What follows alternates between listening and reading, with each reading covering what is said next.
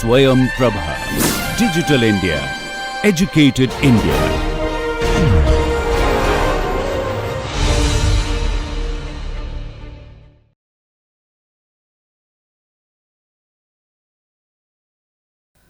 So these are not stars, these are all galaxies, because something at megaparsec a star is not resolvable. So what it actually means is that at a scale of megaparsec, average speed at which objects are moving away from us, that's the redshift, is 68 kilometers per second. Does this say that as objects get farther and farther away from us, like we get in megaparsec, they move away from us faster? No, but that's the point. This is the slope of this curve, right? It goes like that. So today it is some fixed number like this. It's the slope of that. You see, on the y-axis it's kilometers per second, and the x-axis is distance, megaparsec. These are of galaxies. So there is an apparent discrepancy here. This is something called a Virgo supercluster. This is like, it's like several billion galaxies in a cluster. Billion, yeah. So these are all averaged out. But don't worry too much about that. What matters is the early time and late time behavior, and this averages out. Okay, this is something called a local determination of the Hubble rate. So this is important. Why?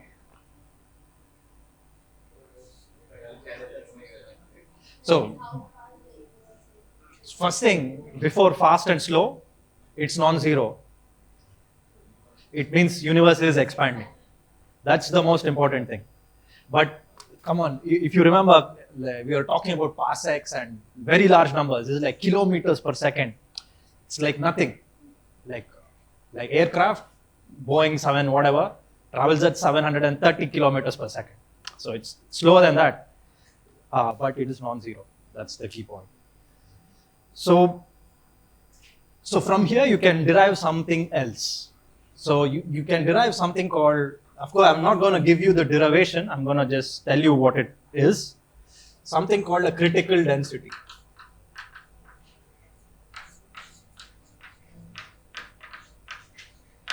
So critical density is basically roughly the approximate density of matter in the universe today.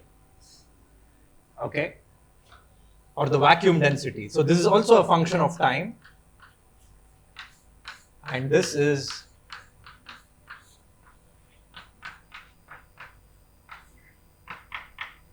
so the Gn below is the Newton's constant. Okay. So what is the units of Newton's constant?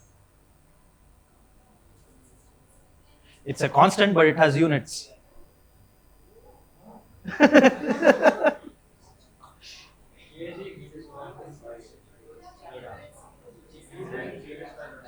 So can you work out what is the dimension of this? What are the units of this quantity? So you know h to be kilometers per second per megaparsec. In the end, it must just be kg per meter cube. I mean, because I already told you it's the average density. But you should do this exercise. Okay, that's What exactly is Newton's constant. the one Not the small g. That is the big G. Yeah. So what does this mean? So do you remember how much 1 mole of protons? How much does it weigh? So 1 kg of protons is how many particles?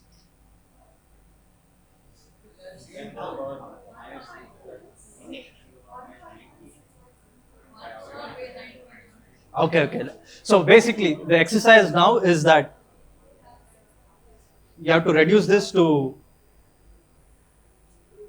a number of protons per meter cube. Okay. No, it's not Hubble rate. It's h square divided by g Newton.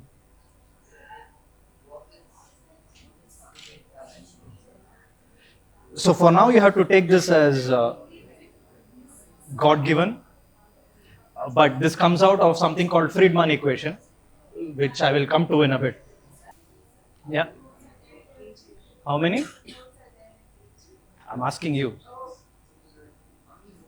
Depends on the thing that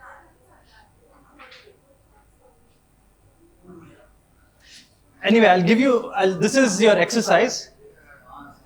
So do the following thing, as in when, one proton and one money anyway. So one mole of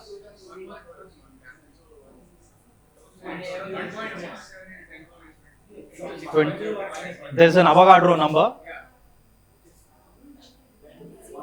Anyway, you guys sort it out later. The exercise is estimate this quantity.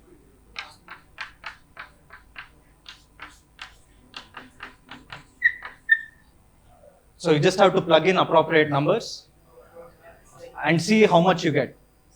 So I can tell you the answer. Make sure, check whether what I say is correct later.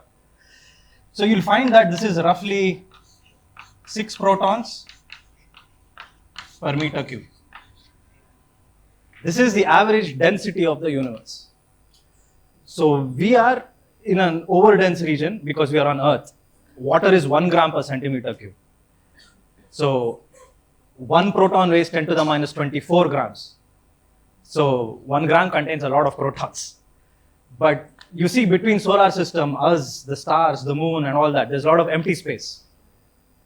So when you do the volume, technically we cannot measure this volume, but that's why this quantity is useful. It's called the critical density. And this turns out the average density in the universe today is 6 protons per meter cube, which is amazing.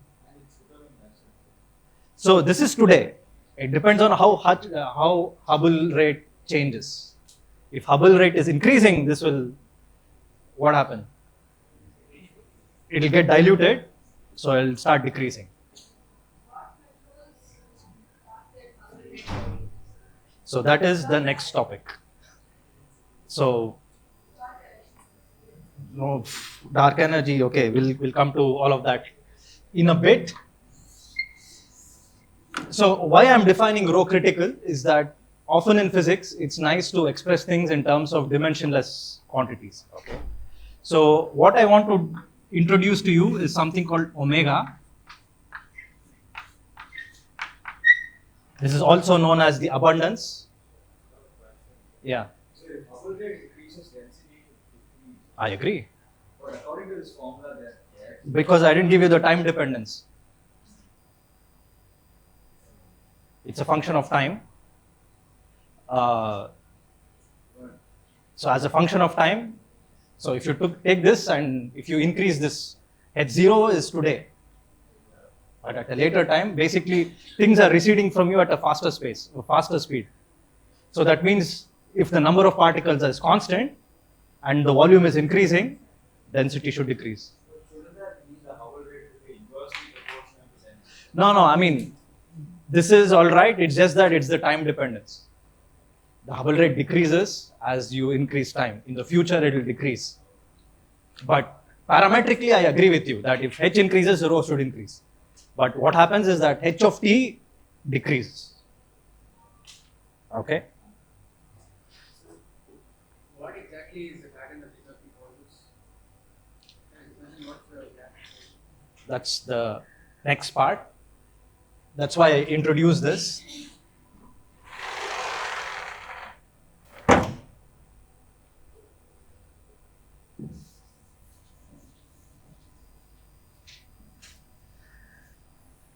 So again, this you have to take it to be God-given because literally in 2 hours I cannot derive Friedman equation, one of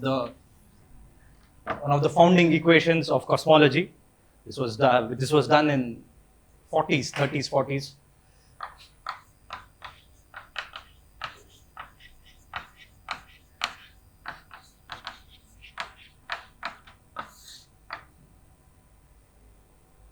So Friedman equation is precisely, it comes from conserving number.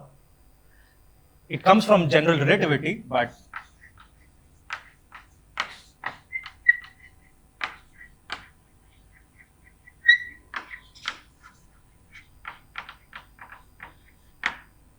But I'll just give you the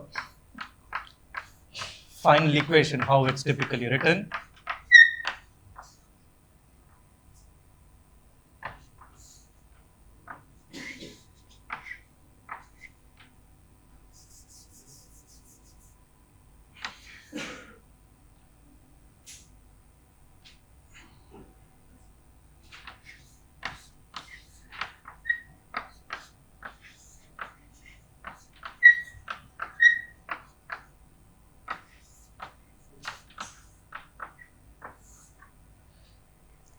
Roughly, it is an equation of this sort.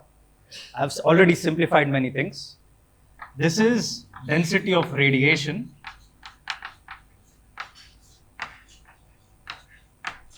This is density of matter.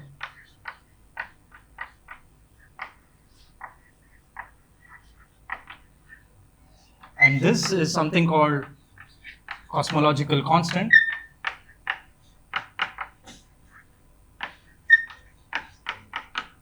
Or also sometimes referred to as dark energy. Okay, so this is for a flat universe. I'm not putting the curvature terms because if I write it, I don't have time to explain all of that.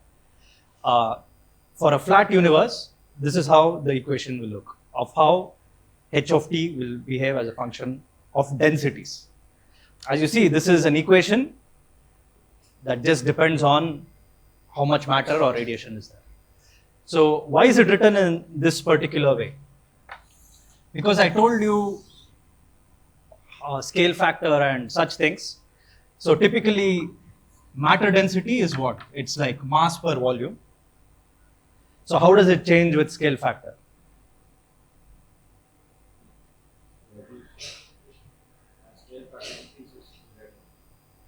As scale factor increases, it reduces. So this is let's say mv.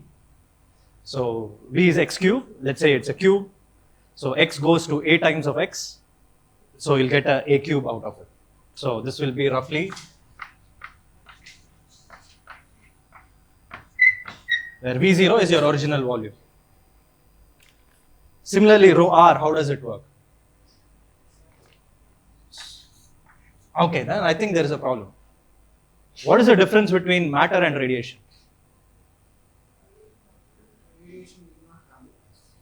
Radiation need not have mass. Huh? Radiation is an electromagnetic signal. So what is radiation? What is the definition you have been taught? Release of energy.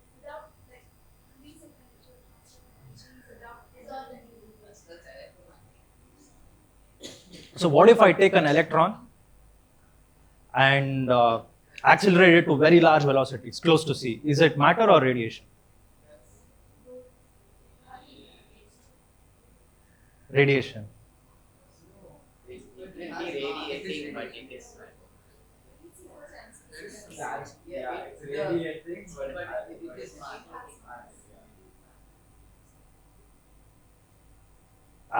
No, these answers are incorrect. Yeah, if I take an electron, how do you get equal to h nu?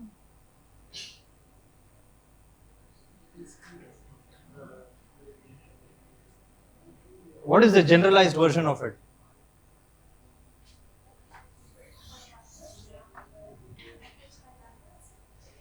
So you would have learned something about, one is E equal to h nu for photons. This you learn in whatever textbook. And then you would have learned something about energy released in nuclear fission. You have not come there in your school yet. Okay, then it's an additional information for you which you will encounter in the future.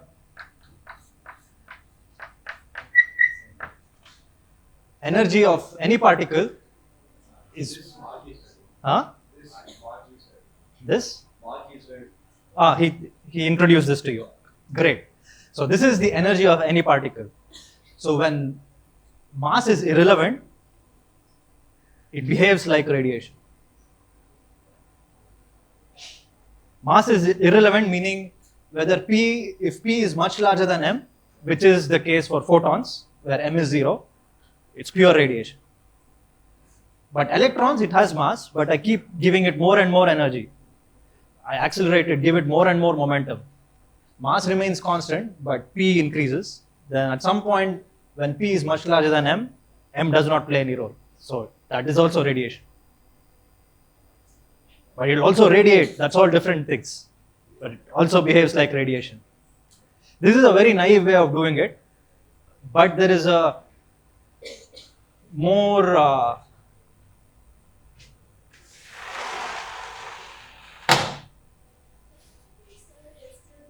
huh?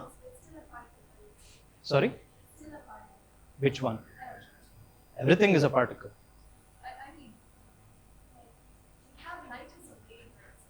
Light is also a particle. Same electron. Yeah.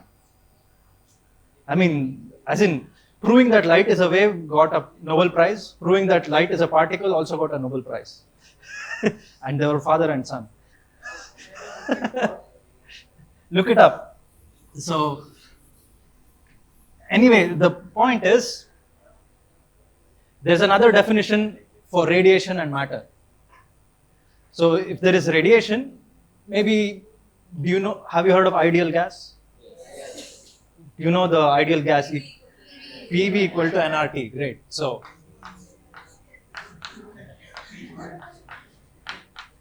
I'm going to write it slightly differently. I'm going to put the volume under here. N over V is density.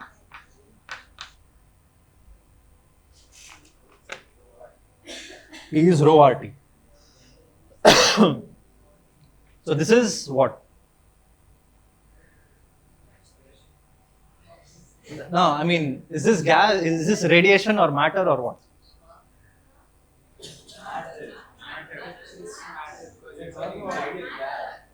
No, I'm asking you, how it's matter. Why?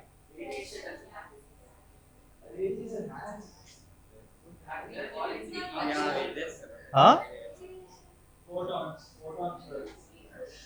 So this is, so how many of you say this is matter? Both is not allowed. You are not doing quantum mechanics. So, no two hands. And who say it is radiation?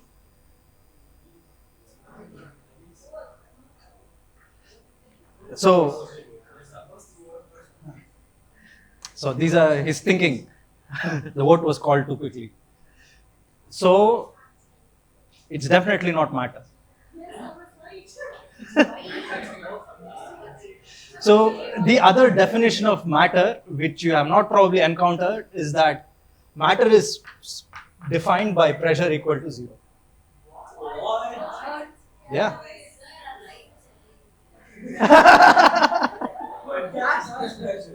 Exactly.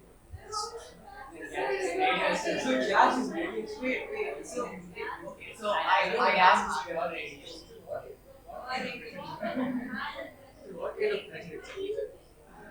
Pressure is pressure.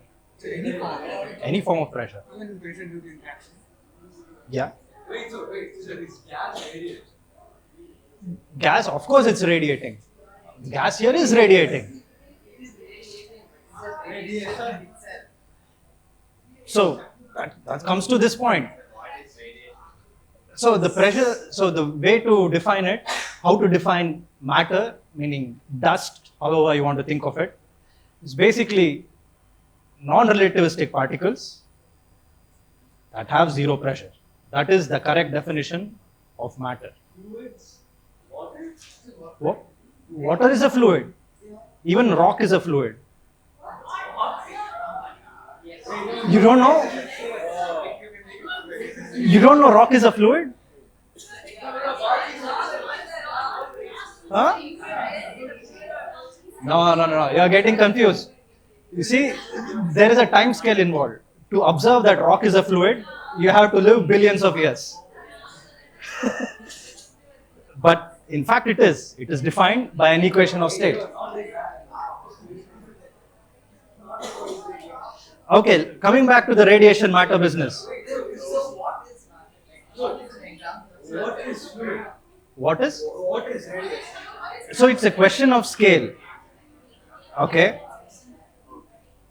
If I put it in vacuum, what happens?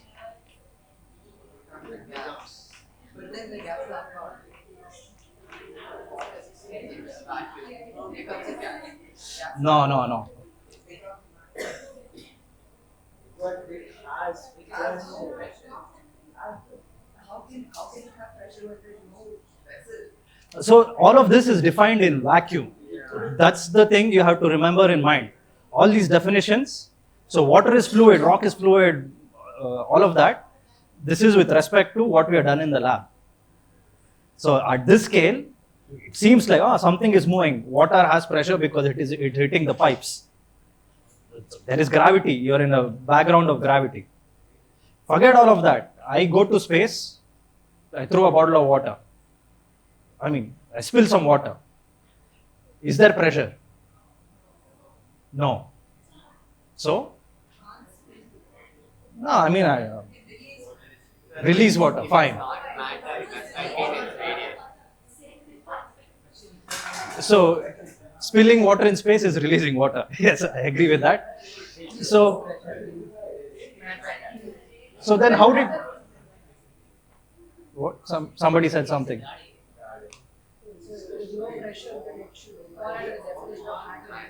Exactly. So that's why water is matter. So listen carefully. The thing is, we are talking about cosmological scales. So we are doing things in vacuum, very far away from Earth. So you should always imagine things in space. Radiation has pressure. Why? Because it has energy which is not mass. It is moving.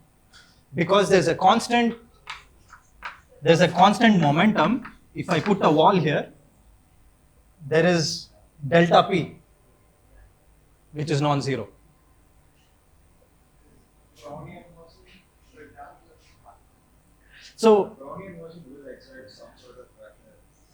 yeah, put it in vacuum and see. Wall. There is no wall to measure radiation pressure also. So I put a wall, you release some water over it. What happens? Over cosmological depth, it will go, right? No, it will move definitely. So P is non-zero. The momentum is non-zero, but momentum is much smaller than mass. Okay. Okay. Okay, so the definition of matter is that in this equation, if M dominates, it is matter. And if M dominates, pressure is zero. So that is the definition of matter. So radiation is when P dominates and then pressure is non-zero. So for light, so P gamma is rho by 3 C square. Okay, where rho is the energy density. So anyway, I came to this because I wanted to get the scaling for energy density. And so this is, for radiation, there is no mass. So you have to put E. So E divided by V. So V, we know how it scales. How does E scale with scale factor? We just did this thing with redshift.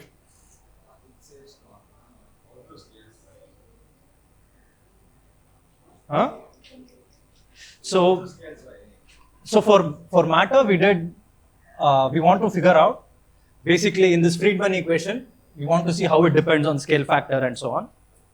So for matter, we know that it's mass over volume. Mass doesn't change with coordinate system. Volume changes. So you get an A cube. So for radiation, there is no mass, just E. So it's E over V. So how does it depend on scale factor? So V, the change in V is the same, A cube V. But E, how is E changing?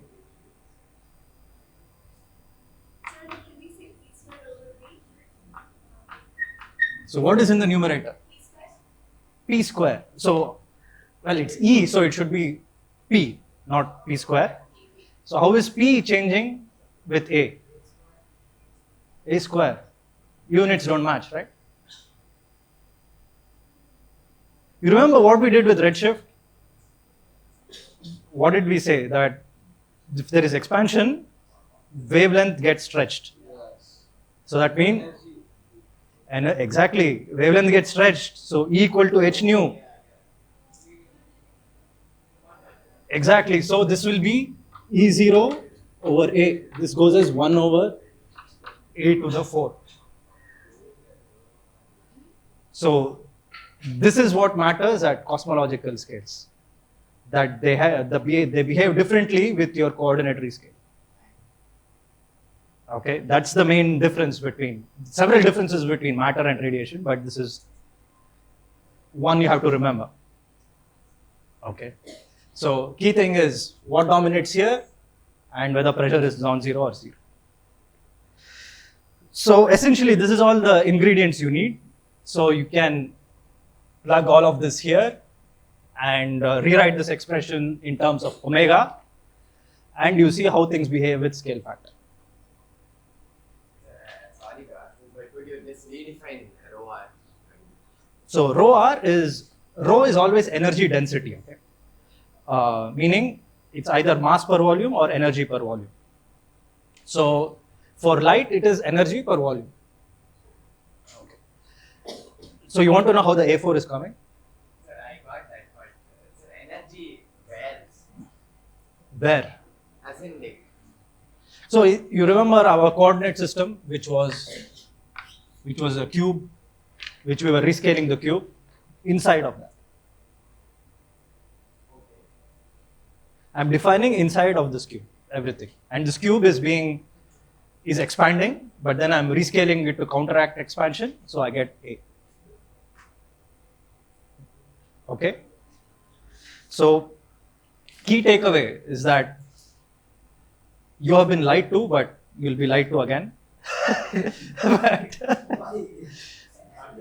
because so more fundamental principles in physics always come about when you do things in vacuum. Why? Because on Earth we are always prejudiced because we are going by our feeling, because oh, I saw this, I felt it like that. But when you do experiments in space, it'll actually confirm or deny many of the theories. Okay. So again, we are talking about cosmological things. So what happens on Earth is really not important. As you saw, it was a small dot on Earth. So curious question. So if I spill water in space, what happens to this water?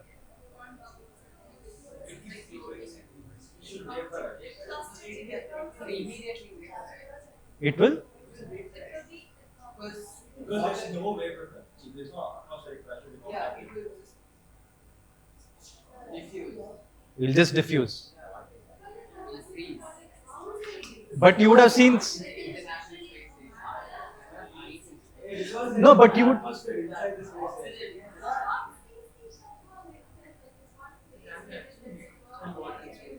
Yeah, you take water and pour it, shake it, give it some velocity, it will come out.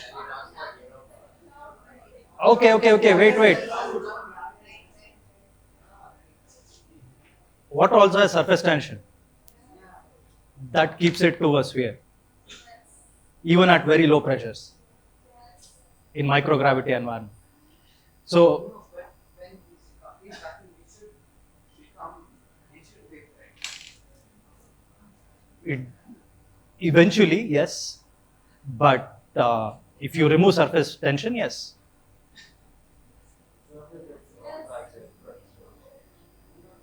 Surface tension holds it together. So if I take a tank of hydrogen or oxygen and release it in space, what happens? No. Because it doesn't have That will just diffuse out because there's nothing holding it together. Wait, so but if you theoretically have liquid hydrogen, that'll have surface. But liquid hydrogen has to be kept at certain temperature to remain liquid. So normally, so what is the temperature of vacuum? What is the temperature in space? It changes whatever. Okay, we'll come to that next. I hear many numbers. I'm not too sure about this, but I think the temperature of space is very high. But because there are so few particles to transmit any energy, it feels extremely cold. That's part. So I'm talking about average quantities. 268. That is room temperature. No. 273 is 0, right? Ah. Slightly less than 5.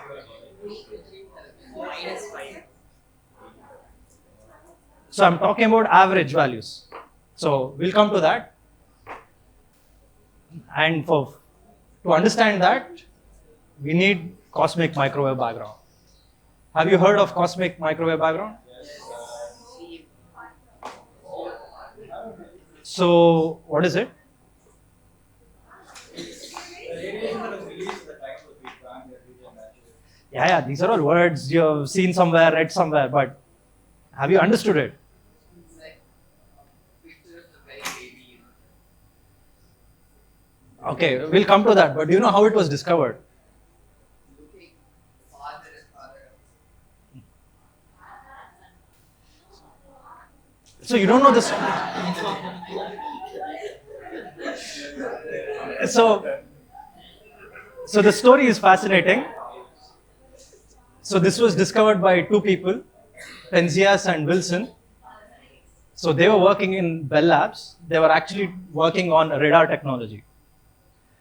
And this was their telescope, antenna basically. So they had super cooled it because this was in the middle of Cold War. There was a lot of military interest in all of this stuff and a lot of funding.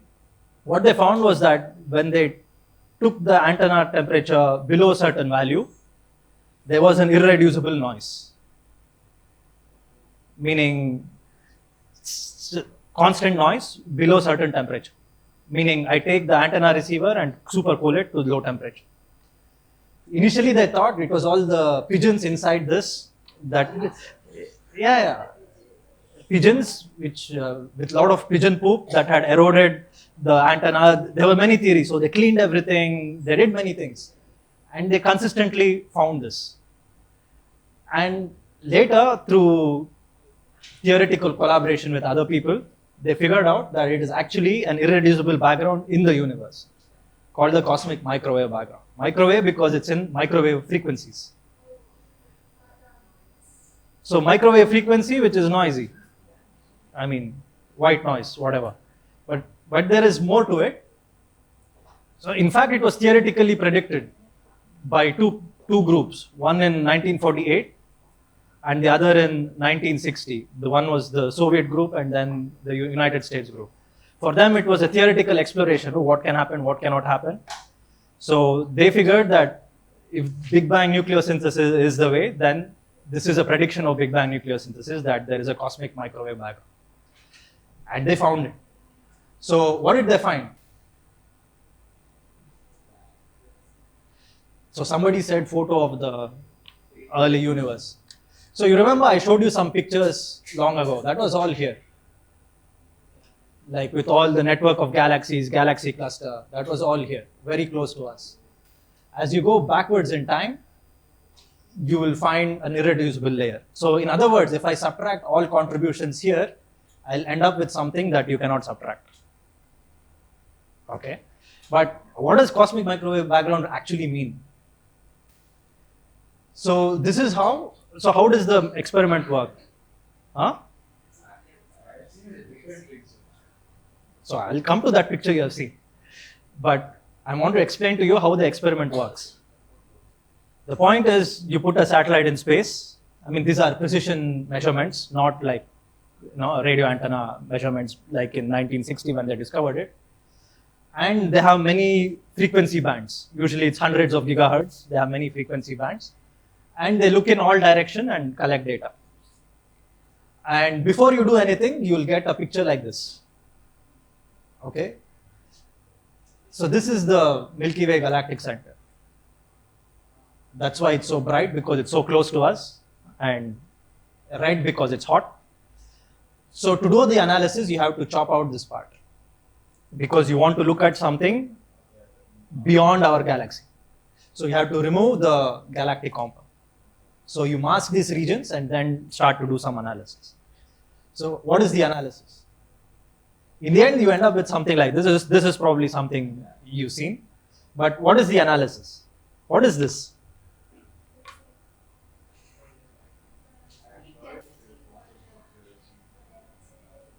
So you remember a black body? Okay.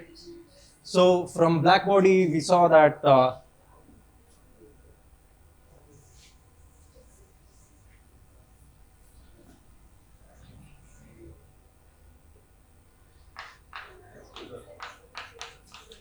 so once you fix the temperature, you get a frequency distribution.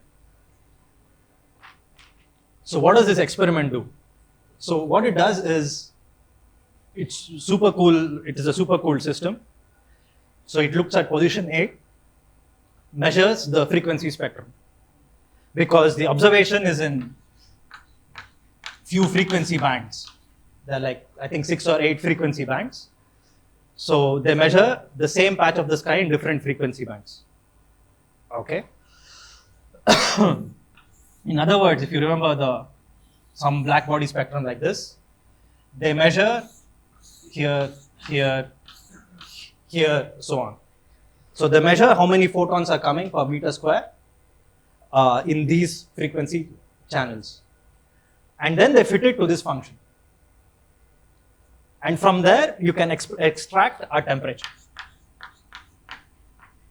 Some average temperature in each direction in the sky. Okay, this is the first thing they do. They measure the average temperature in each thing in the sky. But before you come to average, you have already measured the temperature. So what are all these dots? These dots are delta T over T average.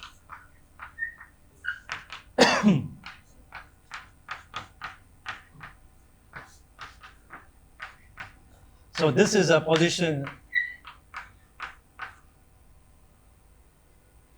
theta and phi. These are spherical coordinates. So phi, theta is this angle, phi is this angle, so in the sky.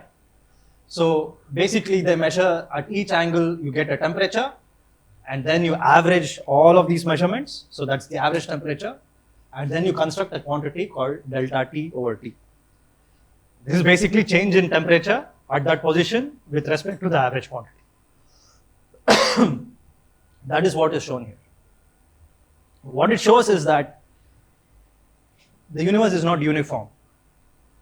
There are some patches which are hot, some patches which are cold. Okay, at this level, this is what you learn. But there is a lot more information from this plot. So by studying this, you can construct something called a 2-point correlation function. Do you know what that is? No? Okay, so I guess you are 30 of you. So, but I don't have so many, but you guys have to share. Every 2 or 3 person can keep a sheet. So maybe you can give me one sheet so that I know. So every 2 or 3 people.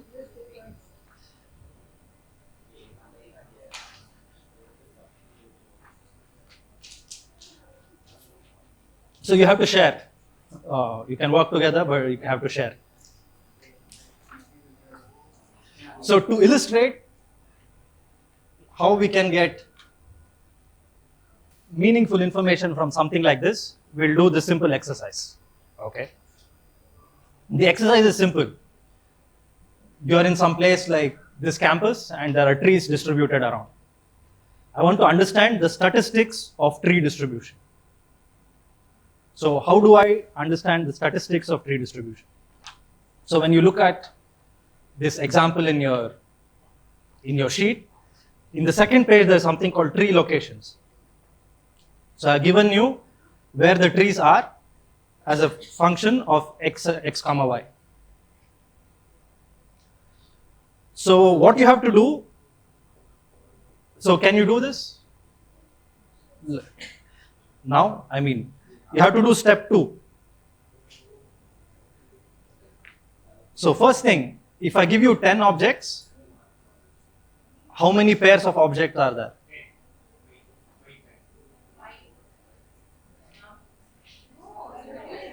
How do you come to that conclusion?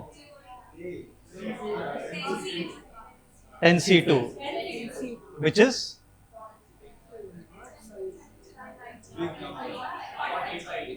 45. Okay, but you won't have time to do 45. Okay, because some of them you see it by eye, but I'm giving you the procedure to do actual statistics. For example, if my tree distribution is like this, how can I learn more from it? Okay, and this is basically the sky, so it's angular coordinates in theta, but what I'm giving you here is a 2D grid with XY coordinates. So maybe when you find time when you go home, you can do this simple exercise here. What you have to do is step 2. So for each pair,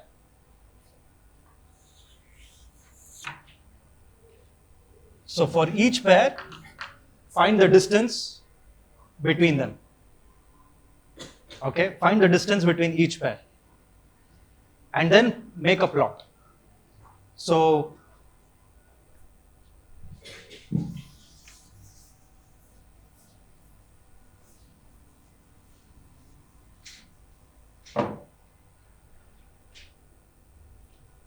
let's say I have pair 1, pair 2, pair 3. So there is some R1, Rij, there are distances.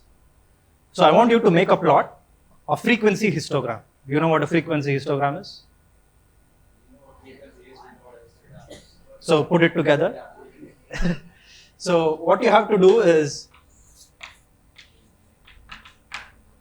put distance in the x-axis and count how many number of pairs are there at each distance. So you can discretize the distance as, 1 square, 2 square, 3 square, as given here.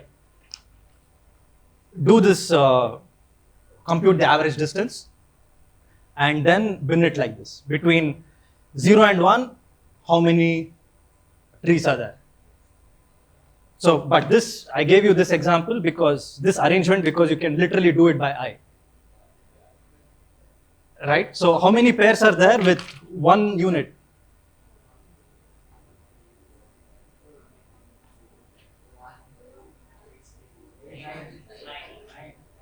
So 1, 2, 3, 4, 5.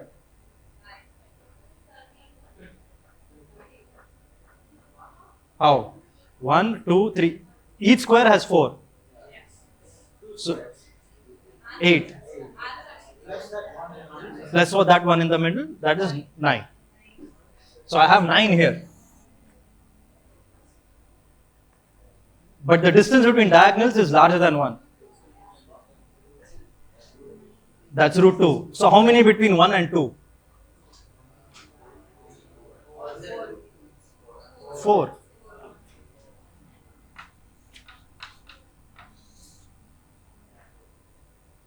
Then you have to construct something like this. So you, in the end, you'll get some.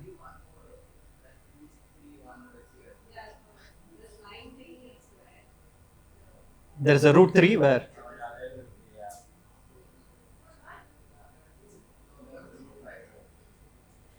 Anyway, you do this exercise, you have a lot of time in the evening.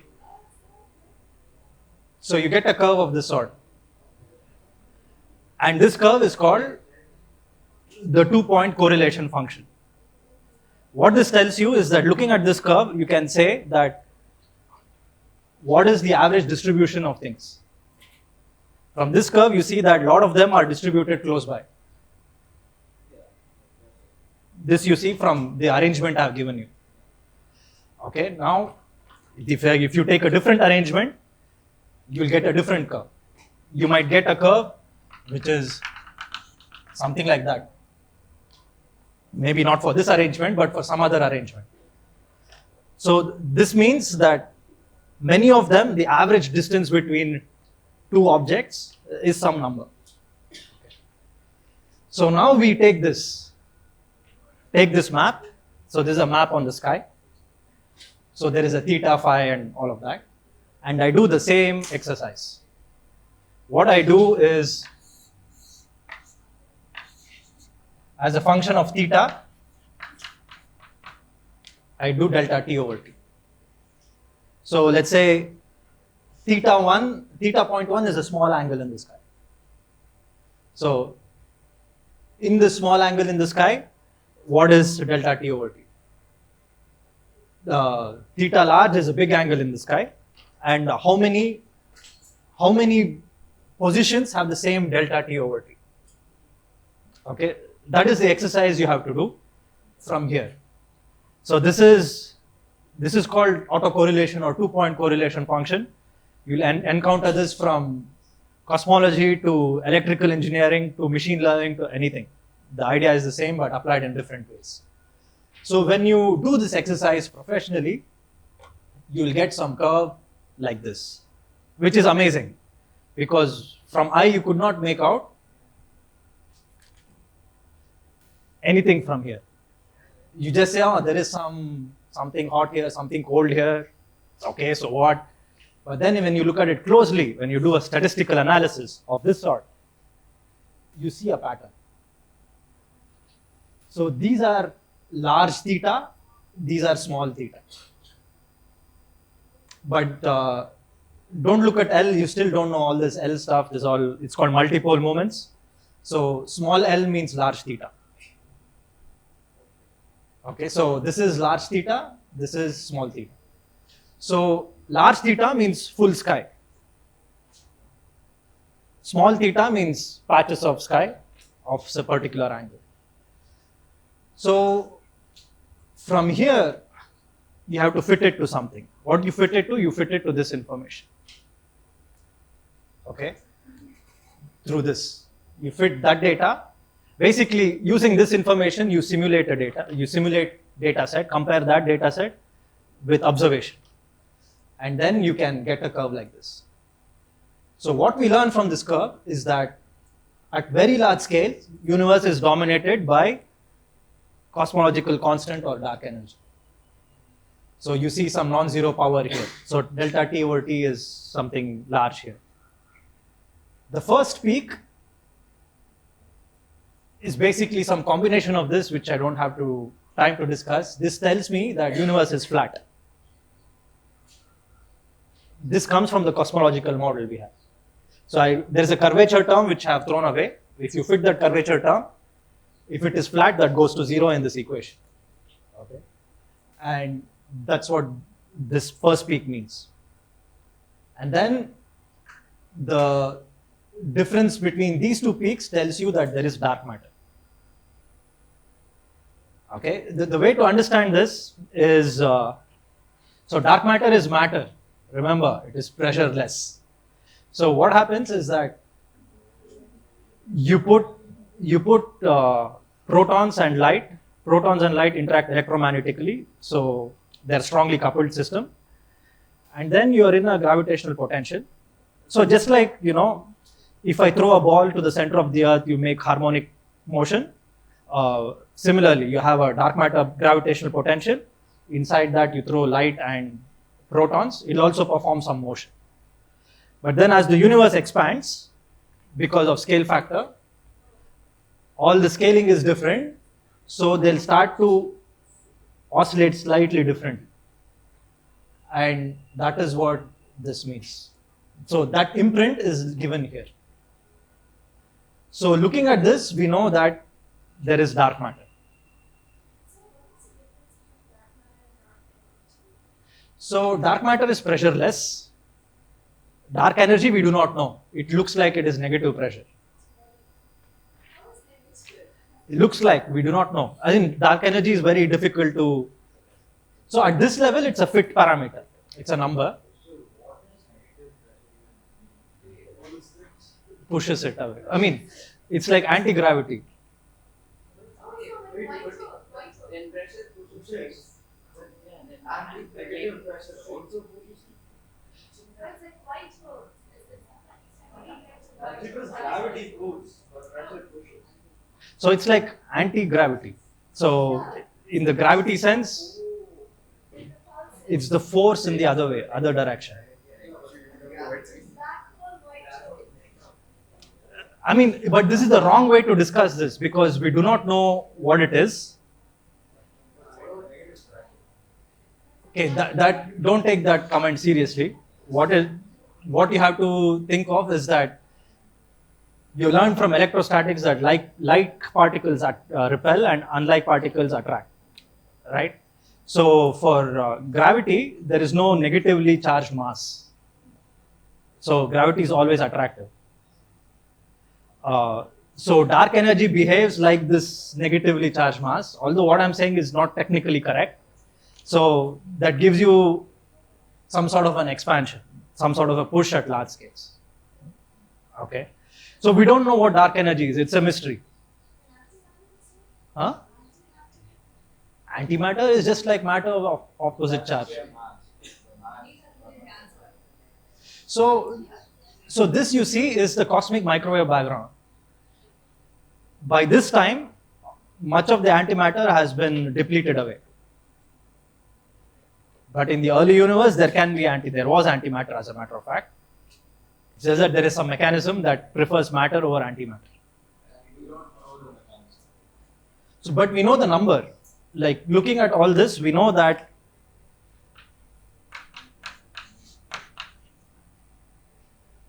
it's called eta, this parameter. This is the amount of matter over antimatter. So this is N.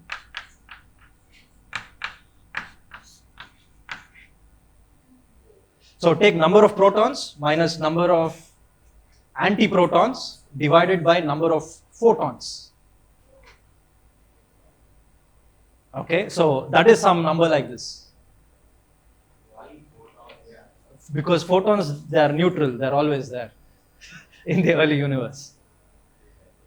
And photon is what we measure. So that, yeah. No, photons is an elementary particle. It doesn't have a charge. That's it. Actually, yesterday you were discussing antiparticles, and you learned that neutrons have antiparticles, wherein they also have charge, but there is some other factor that's different. Yeah, the quarks are different. The quarks are all barred quarks, the antiquarks.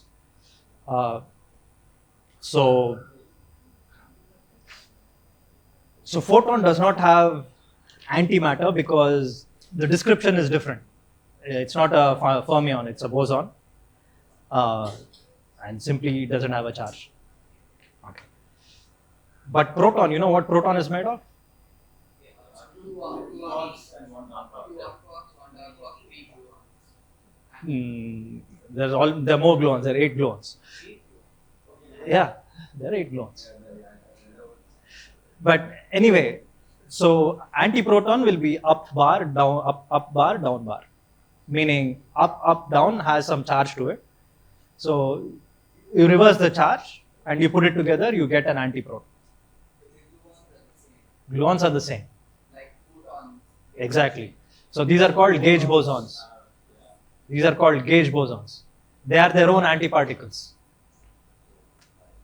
That's the way to think about it. You cannot distinguish them.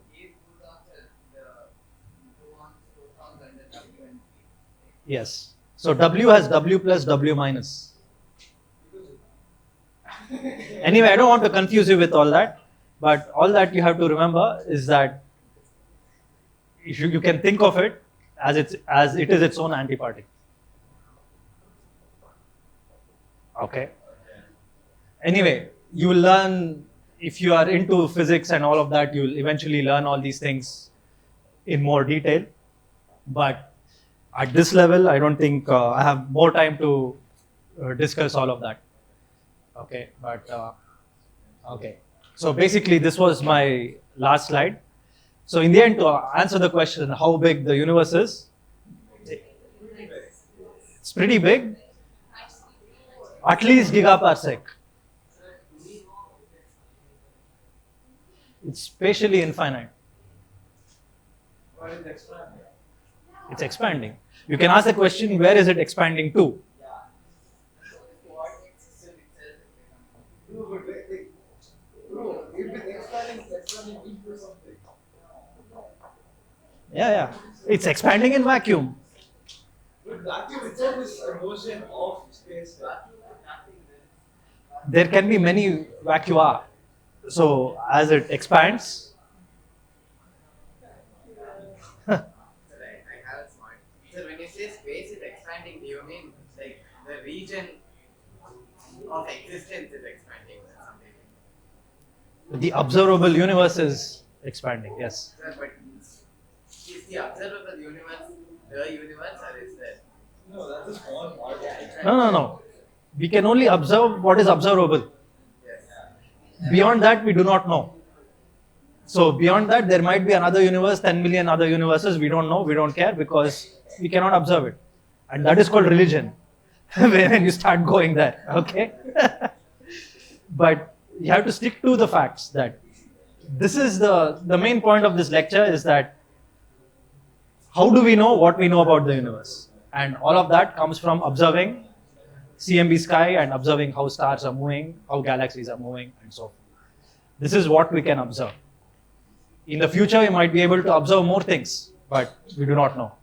When we do it, if you really measure something very interesting, you'll probably get a Nobel Prize. Okay? That's how it works. Are there any more questions? What life is a physicist? Huh? What life is a physicist? What is the life? No, I want to become a theoretical physicist. Okay. What did you study at undergraduate? I did BTech in engineering actually. No, In because like many physicists have talked to, like most of them didn't do BSc physics. No, because this is a problem with India. Because in India, engineers are respected more than fundamental chemical engineering. Chemical engineering is more about non-relativistic mechanics than chemistry. Chemistry is only a small part of it. Anyway, it's more fluid mechanics, fluid dynamics, many of that stuff. But then I studied masters and PhD in physics. And then I do this now. So the thing is in India, I don't know now, hopefully things are changing. Normally if you get a decent rank in one of these exams, they say, you have to go there and do this engineering. So eventually we have quite a few people in our department who did engineering. Some did electrical, one did computer science. And then they have moved to physics because physics is more fun. And the key point of being a physicist is that you are your own boss. And you are free to think about and work on problems of your own choosing. Okay. Apply where?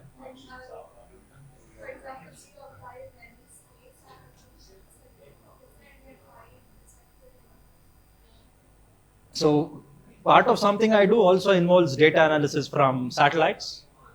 So there is a satellite called Gaia. Have you heard of it? Gaia in Greek it means the earth, but the satellite looks at everything else apart from the earth. Okay, it looks at all the stars in our galaxy. And basically it maps out positions, velocities, spectral information. Using that, you can learn something about dark matter, things like that. I also use cosmological theories and test it with such information. You have to do some Markov chain analysis and things like that.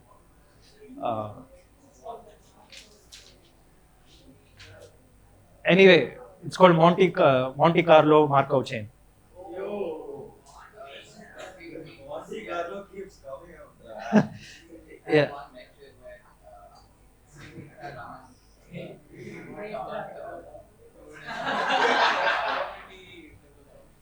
Sorry?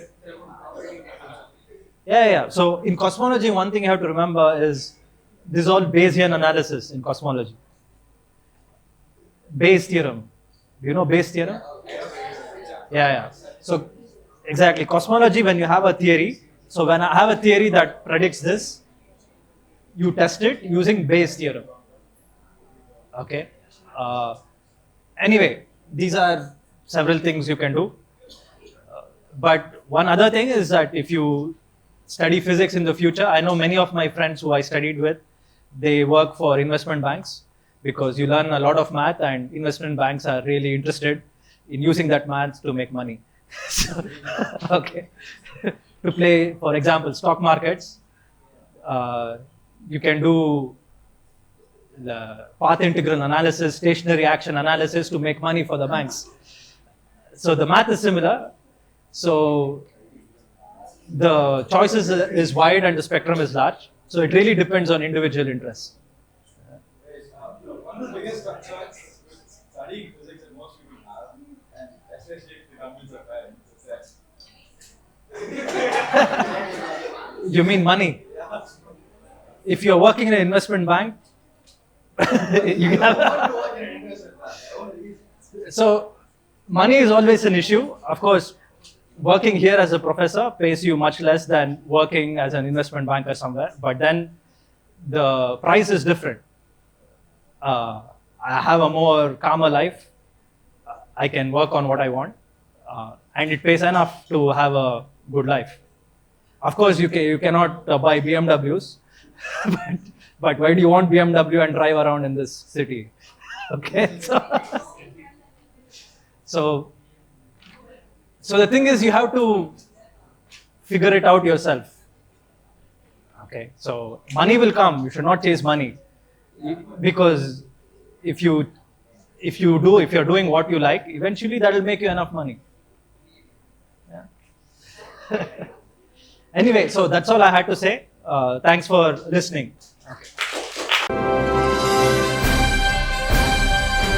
Swayam Prabha, Digital India, Educated India.